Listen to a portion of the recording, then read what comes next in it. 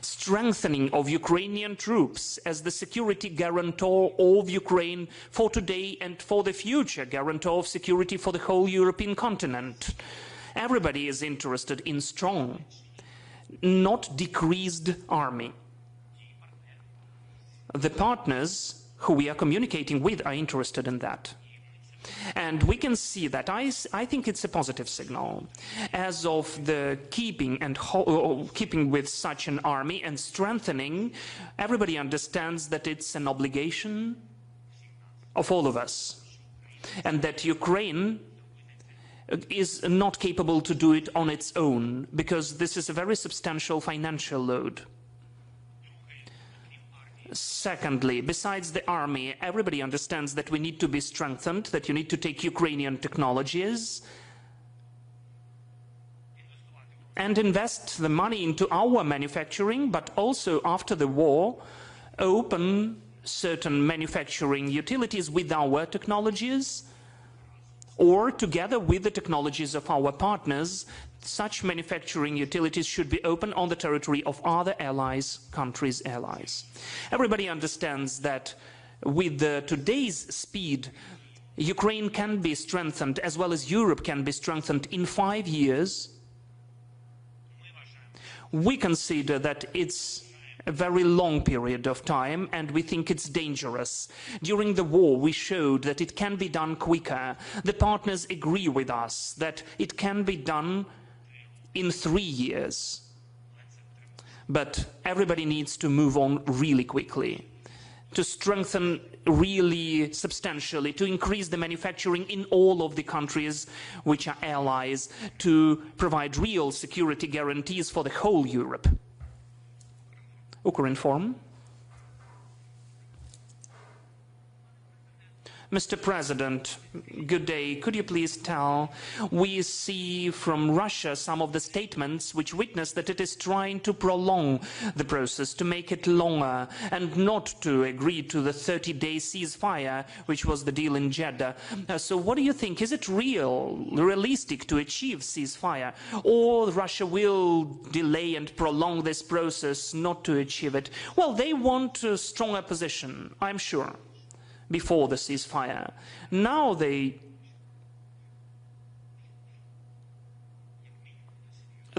doesn't look, at least doesn't look serious. After the offers, after what they never were considering for, that we would find allies' decision in Jeddah. And they understand that they need to respond. So now they will tell either about control or anything else. But undoubtedly, I already said that if we only spoke about the ceasefire on the sea, they would say, why on the sea? If it should be ceasefire, it should be everywhere. If we said on the sea and in the skies, they would say, well, in the skies, they are only considering for the security of their energy system. So we narrowed down these opportunities for just beautiful words of Putin and his surrounding, who really don't want the end of the war. I think that we narrowed down this corridor, and we are ready for unconditional ceasefire for 30 days, which was offered by the American side. And that is why, if Russians disagree with that, they then disagree not with our offer, but they disagree specifically with the offer of President Trump. Because all of our developments have formulated, in the end of the day, were formulated by the Americans. And that is their specific position. And they, the team which used to be in the negotiations in Saudi Arabia, are the representatives of the position of President Trump. And that is why it's Putin who disagrees today with what was offered by Trump for Ukraine and Russia. And I consider that it is just, they try to find the position not to achieve the end of the war. Today, several partners, lots of them honestly, said, as for ceasefire, the most important for us and the United States, not to agree with but of Russia's. ceasefire shouldn't go on with their but. Because this is the ceasefire for 30 days. It's not eternity. It's ceasefire, a silence of 30 days, when all of the sides have an opportunity to show their speed and wish to end the war. Or, vice versa, the opposite. Мы Ukraina. Thank you, Mr. President. Thank you for the opportunity. The first question. Just yesterday, President Trump mentioned that on the 17th of March, we'll understand the answer of Russians on ceasefire, and on the 17th of March, he will announce something. Should we look at this date, or do you plan your negotiations, I mean the Ukrainian track, with the US? And next week, the negotiations group already announced that they can start talking about the monitoring of ceasefire mode. So, did you plan such meeting, and how do you see the opportunity of such monitoring if Russia agrees? Because it seems that they say no, and moreover they have their own claims. Thank you. Well, monitoring can be coordinated. I'm sure the Americans, together with the European partners and together with our forces, can do that. I think that the prolonging, the delays in the process are taking place because what I already described. They would like to improve their own situation at the battlefield. Another point, on the 17th, well, if I would connect something to this date, I would drive attention to... Well, I don't know when the conversation takes place, but I would look at the 17th of March of last year. What used to take place on the 17th of March last year? That's interesting, right? Interesting. I would drive your attention, if we are not mistaken, onto the International Criminal Court. What did it do on the 17th of March last year? Oh, the year before the last. Microphone, please. So I would drive your attention to that. What's this date? What does it mean? So that's why I think maybe in these or those conversations there is the opportunity to take place between the United States and Russia on Monday. Maybe. I don't know if it is real. What about the continuation of the dialogue of groups? The groups, well, we made a deal, how we can see it. As far as I understand, there is the representative of the United States who met with Russians, and I think that they discussed something, coordinated some of the positions. We'll see. We'll see what will take place later. I think that soon we'll have coordination with the United States on the following steps. We are really expecting, if the Russians disagree with the proposal of President Trump, we believe that the position of President Trump will be specific, harsh, straightforward about Putin. The lady in the end, could you remind me where you are from? Microphone, please. Mr. President, good day. We almost don't know anything about the meeting of Stephen Witkoff with the Russian dictator Putin. We only know that Putin kept him for 8 hours before receiving him. Does the Ukrainian power know anything about the negotiations of Americans and Russians? And which red lines exist for Ukraine in the issue of future potential truce? So speaking about any future steps, we would like to focus on how we have to make a deal about that. We constantly advise all of the partners not to change their deals, and we would like to stand on our deals. We had to show that we would like peace and Russians want the war. I think that one meeting showed all of that already. A constructive, positive, and I'm again grateful to the Americans and Ukrainians for such a meeting. Another point is what used to take place in Moscow. I understand. Well, we can't know for sure what these people were discussing, but we understand. that there will be lots of many buts or arguments to put Ukraine in the weaker position. And it's very important to look at the position of the United States. If ceasefire should be full, then with any conditions, without any conditions. The position of all of them has to be specific, transparent, truthful, without losing dignity of both parties, in my opinion. As for people discussing different issues, and not only of Ukraine, well, that's the question to them, to their societies and their leaders. That's definitely not about us. We are speaking about the first step in the format, how it is discussed. That's it.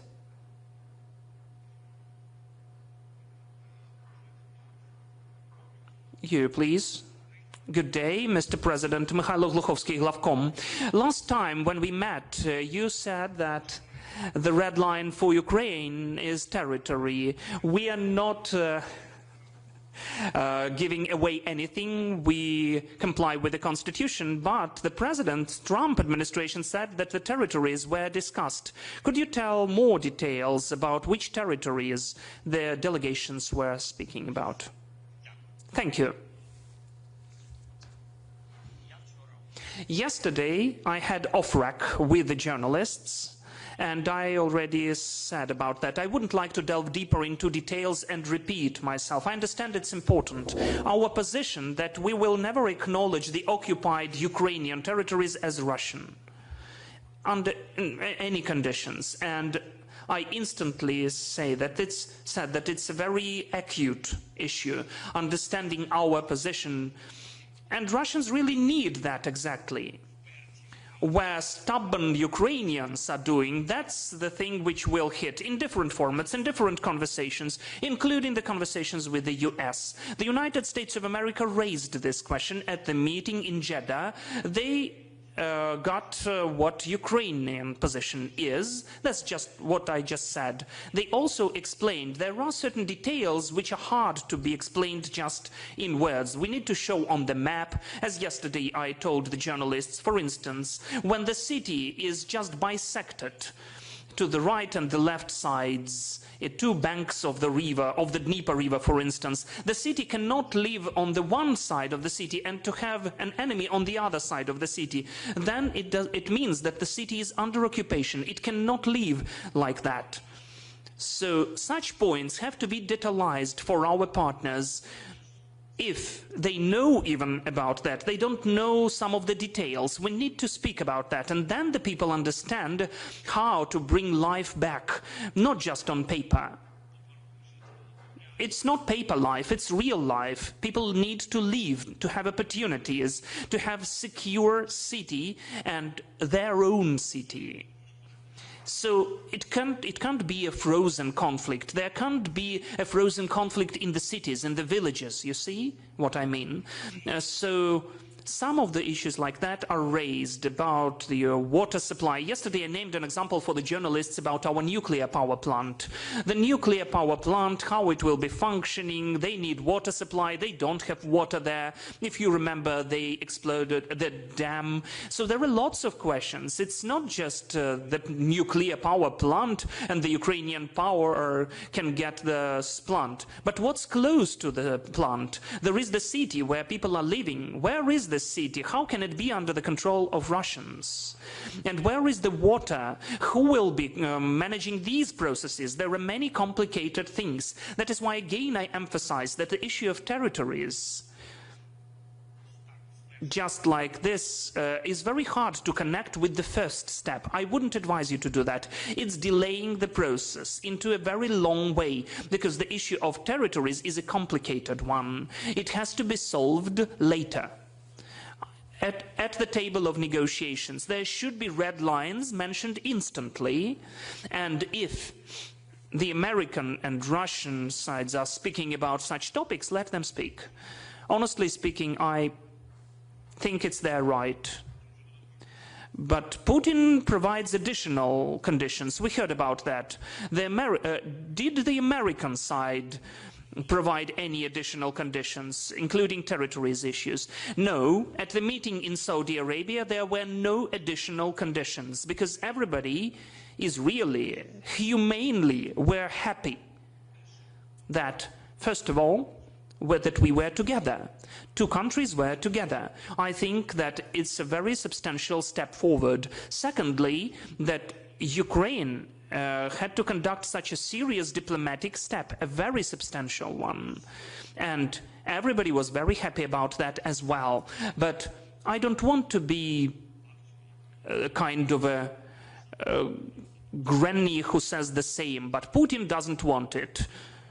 Let America force Putin to make this first step, and then we'll discuss all the rest of the steps. Please, Kyoto, and then Novina Live.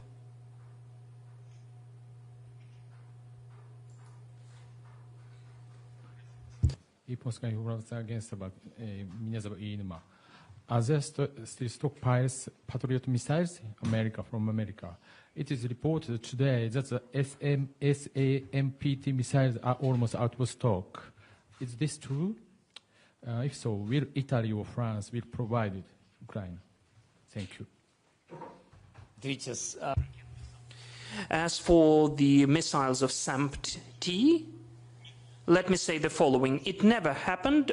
There was never a situation when they were enough. This is the question about the systems. We are grateful to Italy, we are grateful to France, and it really depended on these two countries. We are grateful to them because they gave what they had in their arsenal. And those are complicated systems. They are good.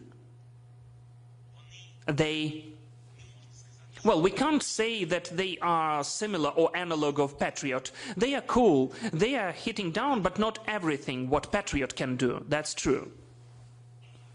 But we are grateful for such systems. I wouldn't like to speak about the region specifically, but they used to help and they are still helping. There is one issue with this system, or with these systems, a huge deficit, a lack of missiles, and it was forever. I don't want to say how many missiles we have, what's with them. It's a permanent issue, a permanent one. But I don't want Italy or France to be offended, because they provided these systems to us, and the missiles as well. There are some types of weapons. Let me tell you what the war told us. The war told us and taught us many things. One of the points, when you can take a license from the partner, you should do that, and we can then produce quicker.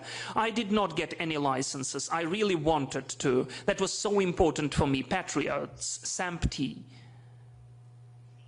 Hawks.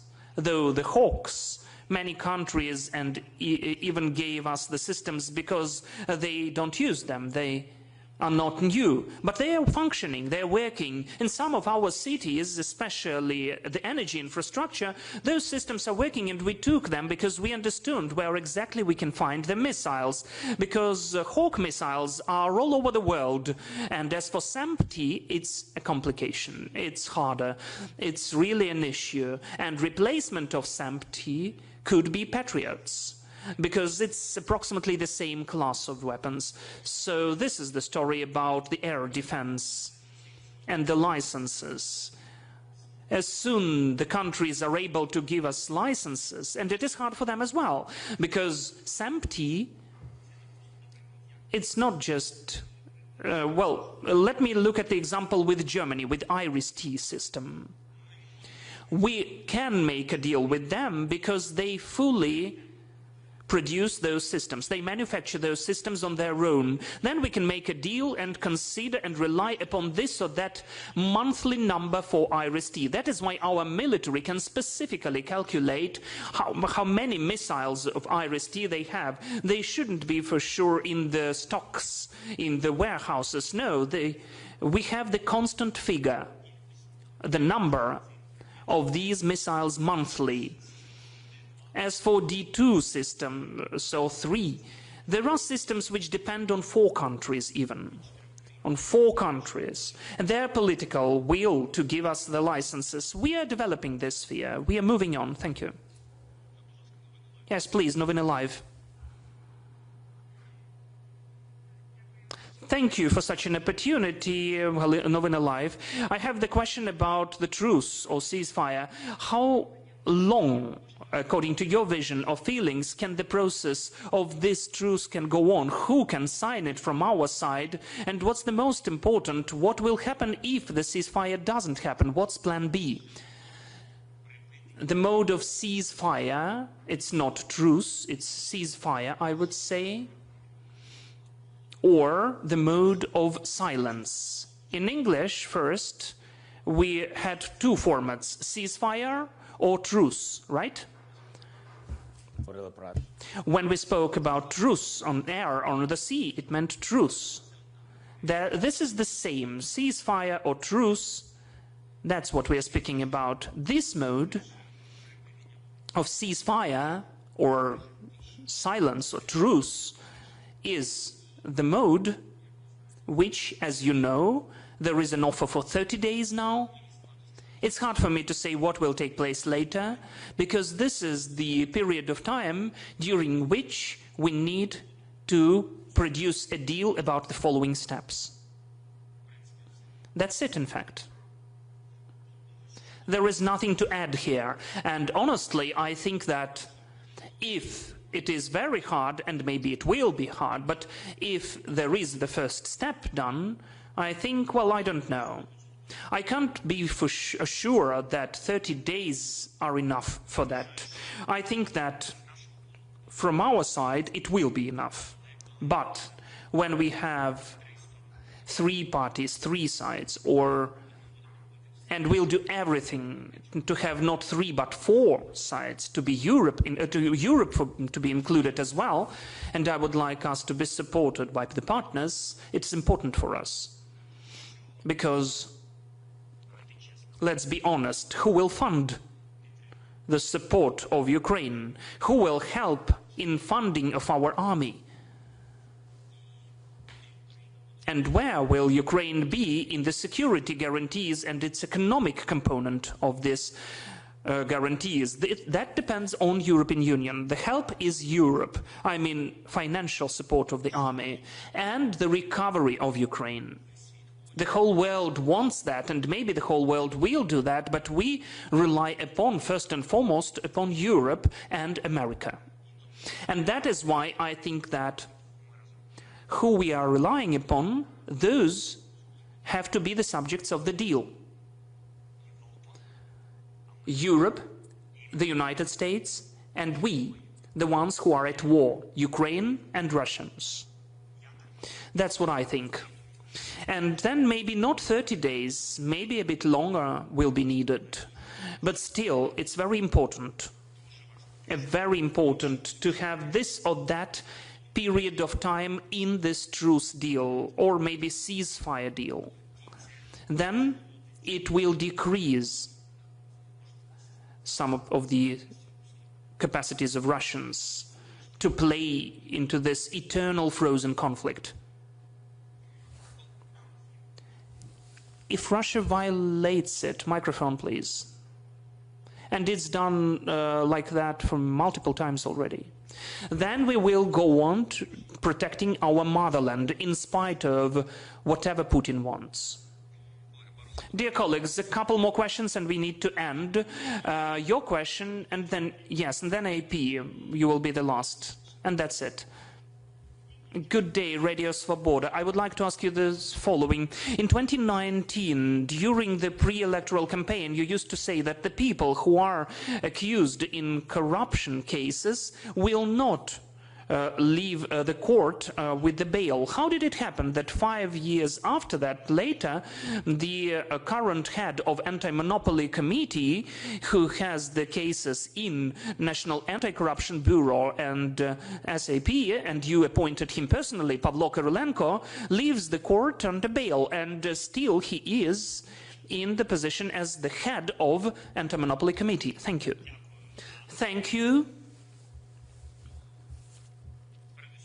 First of all, I would like to tell you that In the whole world, people are being accused and have the right to be protected in the court. Ukraine is not an exclusion. Or you would like to make Russia out of Ukraine when people cannot protect themselves, when people are accused and they don't have the opportunity to protect themselves. That is why I do not appoint the courts and I do not fire. So, honestly speaking, it seems to me if there is a criminal case, let there be an indictment, let that be the verdict of the court, and the person should be responsible for that. AP, please, the last question.